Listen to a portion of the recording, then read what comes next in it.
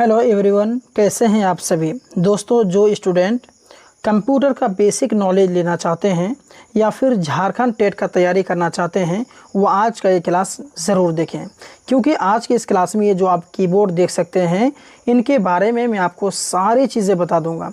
यानी कि जैसे कि मैं आपको बताऊंगा जो F1 से लेकर यानी कि ये जो बटन्स आप देख रहे हैं यहाँ पर, इन सारे बटनों का जो कि मैं आपको इस्तेमाल बताऊंगा। ये सभी एग्ज़ाम में आते हैं, ये सभी बटन्स जो आप देख रहे हैं इनका यूज़ मैं बताऊंगा कि आखिर इसका इस्तेमाल क्या है। और साथ ही साथ मैं आपको जो एग्ज़ाम में जो क्वेश्चंस आते हैं वो मैं आपको बताऊंगा कि कौन कौन से कीबोर्ड से संबंधित सवाल आएंगे। शॉर्टकट की के बारे में बहुत ज़्यादा सवाल पूछते हैं, या ये फिर पूछ लेंगे यहाँ जो आप देख सकते हैं है ना, कि यहाँ पर है कि F1 का इस्तेमाल क्या है, या फिर F2 का इस्तेमाल क्या है, F4 का इस्तेमाल क्या है, या फिर बता देंगे कि ऑल्ट का इस्तेमाल क्या है, शिफ्ट का इस्तेमाल, बहुत सारी चीज़ें जो है कि आपसे सवाल करेंगे। तो ये चीज़ अगर मैं आपको बता दूंगा तो आपके पास में जानकारी हो जाएगी और आप कंफ्यूज नहीं होंगे और सारे सवालों का जवाब दे सकते हैं। या अगर आप ऐसे भी सीखने के उद्देश्य से अगर आप ये वीडियो देख रहे हैं तो भी आपके लिए बहुत ही ज़्यादा जो कि फ़ायदेमंद साबित होने वाला है। तो आइए समझते हैं।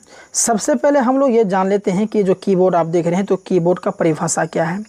तो देखिए, कीबोर्ड जो है कंप्यूटर का एक इनपुट डिवाइस है। अच्छा, इनपुट डिवाइस क्यों है? क्योंकि ये सभी जो बटन आप देख रहे हैं ना, इन सही बटनों को दबा करके हम कंप्यूटर को कोई आदेश देते हैं, इसलिए इनपुट हो गया, जिसकी मदद से हम कंप्यूटर को में अक्षर हो, संख्या हो, चिन्ह हो और कमांड जो है दर्ज करते हैं। तो इसी को हम लोग कहते हैं आपका कीबोर्ड। ठीक है, कीबोर्ड जो है वो 5 प्रकार का होता है। एक होता है आपका फंक्शन कीज़, एक होता है आपका टाइपिंग कीज़, एक होता है कंट्रोल कीज़, एक होता है आपका नेविगेशन कीज़, एक होता है नंबरिंग कीपैड, ये सभी होता है। ठीक है, चलिए हम जो है सबसे पहले मैं आपको जो है कि ये बता देता हूँ कि जो देख पा रहे हैं आप यहाँ पर, जो आप देख पा रहे हैं है ना, कि F1 से लेकर के ये सब का इस्तेमाल किया, जिसे F1 किसे कहते हैं, F2 किसे कहते हैं, यानी ये सब का इस्तेमाल मैं बता देता हूँ। यहाँ पर आप देख पा रहे हैं ये F1 आपको दिख रहा होगा यहाँ पर। तो इस F1 का जो है ये होता है कि हेल्प बार ये खोलता है, यानी अगर इसको आप क्लिक करेंगे तो ये जो है हेल्प खोलता है, और लगभग सभी सॉफ्टवेयर में जो है हेल्प विंडो खुलती है इसमें, लगभग बता रहा हूँ मैं। और यहाँ पर जो कीबोर्ड आप देख पा रहे हैं यहाँ पर जो दिख रहा है आपको, है ना, मैं आपको ये वाला चिन्ह लगा दिखाता हूँ। देखिए यहाँ पर F2, यहाँ से देखिए यहाँ पर जो देख सकते हैं F2। तो F2 जो है ये फाइल या फोल्डर का रीनेम करता है, यानी कि कोई भी फाइल है, फोल्डर है, तो उसका जो है कि रीनेम करता है, यानी कि उसका जो है कि आप दूसरा नाम रख सकते हैं। ठीक है, और ये जो आप देख सकते हैं F3 यहाँ पर आपको दिख रहा होगा। ठीक है, यहाँ पर आप देख सकते हैं, है ना, F3 जो है, तो F3 जो है सर्च बॉक्स खोलता है। इसको अगर क्लिक करेंगे ना तो सर्च बॉक्स खुलेगा, और फाइल खोजने में भी ये उपयोगी है, क्योंकि सर्च बॉक्स खुलेगा तो फाइल खोजने के लिए आपको मदद होगा। उसके बाद में ये जो आप देख सकते हैं F4 जो आपको दिख रहा है, तो F4 जो है एड्रेस बार खोलता है। क्या खोलता है? एड्रेस बार खोलता है, ध्यान रखिएगा। और इसको जो इस्तेमाल करेंगे अगर ये अल्ट के साथ में, यहाँ जो आप दिख रहे हैं अल्ट, एक सेकेंड, हाँ, ये जो अल्ट दिख रहा है आपको ना, ये जो अल्ट आपको दिख रहा है, तो ये अल्ट प्लस F4, ये जो F4 है, इसको अगर आप एक साथ दबाएंगे तो प्रोग्राम जो है बंद हो जाता है। क्या होता है? प्रोग्राम क्या होता है? बंद हो जाता है। ठीक है, चलिए उसके बाद में आते हैं ये जो F5 है, इसकी बारी आती है। अब F5 के बारे में समझिए। तो F5 जो है रिफ़्रेश करता है, इसे आप दबाएंगे ना तो कंप्यूटर रिफ़्रेश होगा, आपका ब्राउज़र और डेस्कटॉप दोनों रिफ़्रेश होता है इससे। ठीक है, और ये जो F6 है, ये जो F6 आप देख पा रहे हैं, तो F6 आपके क्या होते हैं, ब्राउज़र के एड्रेस बार पर कर्सर ले जाता है। जो ब्राउज़र है उसके एड्रेस बार पर क्या करता है, कर्सर जो है आपका वो ले जाता है। और ये जो F7 है, F7, तो F7 जो MS वर्ड में स्पेलिंग चेक करता है, MS वर्ड में आपका स्पेलिंग चेक करता है कि स्पेलिंग कैसा है। और ये जो F8 है, F8, तो ये विंडो स्टार्टअप के दौरान सेफ मोड के लिए उपयोग किया जाता है। ये सभी एग्ज़ाम में आ सकते हैं कि भाई F8 का इस्तेमाल बताओ, है ना। अच्छा, उसके बाद में F9 की अगर हम बात कर लें, जो F9 आप देख पा रहे हैं, तो F9 जो है कुछ सॉफ्टवेयर में रिफ़्रेश या फिर अपडेट के लिए होता है ये। ठीक है, उसके बाद में F10 की अगर हम बात कर लें तो मेन्यू बार सक्रिय करता है। ये क्या करता है? मेन्यू बार सक्रिय करता है। उसके बाद में यहाँ पर आप देख सकते हैं F11 है, F11। तो F11 जो है full screen mode on off करता है, ये फुल स्क्रीन मोड ऑन भी होगा ऑफ भी होगा इससे। और ये जो देख पा रहे हैं F12, तो F12 जो है MS वर्ड में सेव एज विंडो खुलता है इसमें, ठीक है।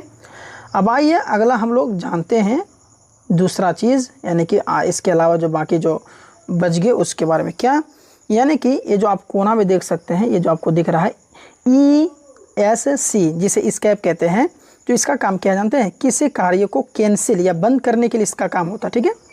तो यहाँ पर जो टैब आप देख सकते हैं, तो ये जो है ना वो नेक्स्ट जो क्या जो कह सकते हैं कि अगले स्थान पर वो कर्सर को लेके जाता है टैब बटन। और ये फॉर्म भरने के लिए बहुत उपयोगी है। एक खाका में भर देंगे, उसके बाद टैप करेंगे तो नेक्स्ट खाका में आपका कर्सर ऑटोमेटिकली पहुंच जाएगा, ठीक है। उसके बाद में जो कैप्स लॉक है, आप देख सकते हैं यहाँ पर आपका कैप्स लॉक लिखा हुआ है। तो ये बड़े अक्षर जैसे कि ABCD लिखने के लिए होता है। जैसे यहाँ पर 3 आपको जो है कि कलर बल्ब आपको दिखने के लिए मिलेगा। एक बल्ब ऑलरेडी चालू रहता है कीबोर्ड के लिए, और ये बल्ब जब दबाएंगे ना तो ये बल्ब अपने आप चालू हो जाएगा, यानी कैप्स लॉक जब आप ऑन करेंगे तो वो चीज़ होता है आपका जो कि कैपिटल में लिखना चाहते हैं, स्मॉल लेटर में लिखना चाहते हैं, उस चीज़ के लिए होता है। उसके बाद शिफ्ट जो है यहाँ पर देख सकते हैं, यहाँ जो शिफ्ट लिखा हुआ है, तो शिफ्ट जो है टेम्पोररी कैपिटल लेटर लिखने के लिए, अगर उसको दबा देंगे ना तो ये सभी जो दबाएंगे तो सिर्फ कैपिटल में ही आएगा, और ऊपर वाले साइड में टाइप करने। अच्छा चलिए, ये तो बता ही दिया हूँ मैं। उसके बाद में आइए थोड़ा सा और बता देता हूँ, जैसे इंटर के बारे में बता देता हूँ कि इंटर जो है ये नया पैराग्राफ शुरू करता है, एक तरह से कह सकते हैं, यानी कमेंट जो है एग्जीक्यूट करता है ये। जैसे गूगल में सर्च करने के बाद अगर इंटर दबाते हैं ना तो आपको रिजल्ट देगा, परिणाम देगा, ये बात है। अच्छा, उसके बाद में आप यहाँ पर देख सकते हैं कि जो डिलीट है, कोई भी चीज़ को डिलीट करने के लिए आप इसे डिलीट बटन का इस्तेमाल करते हैं।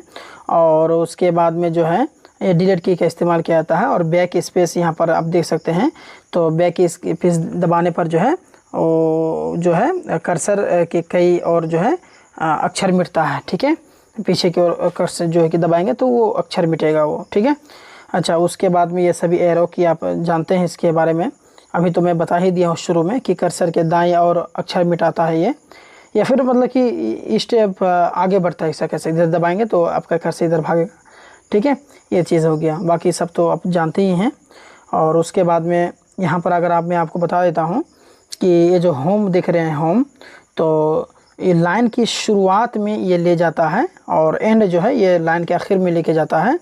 और उसके बाद पेज अप जो है, ये जो आप देख सकते हैं पेज अप, ये एक पेज ऊपर जाता है और पेज डाउन में एक पेज आपके नीचे जाएगा दबाने पर, जो जिस पेज में आप काम कर रहे हैं।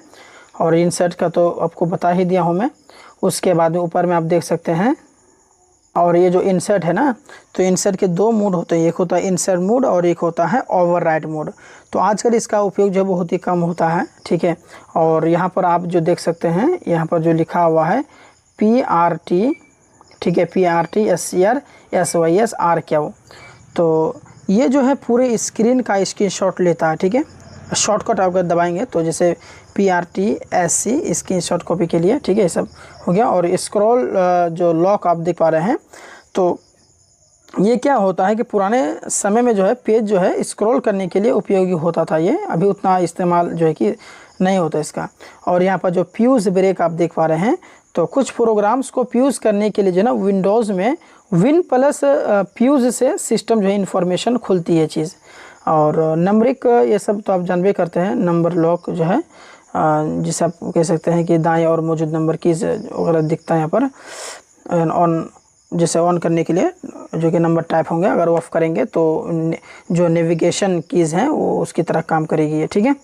तो ये कुछ इम्पोर्टेंस थी जो कि आपको एग्ज़ाम की दृष्टिकोण से काफ़ी महत्वपूर्ण था। तो मैं आपको समझा दिया कि हो सकता है एग्ज़ाम में ये सभी आया और आता भी है, क्योंकि झारखंड टेट में ये सभी पूछना कॉमन हो चुका है, क्योंकि उसमें साफ तौर पर लिखा हुआ है कि इसमें बेसिक कंप्यूटर की नॉलेज होनी चाहिए आपके पास में, इसलिए मैं आपको बता दिया हूँ।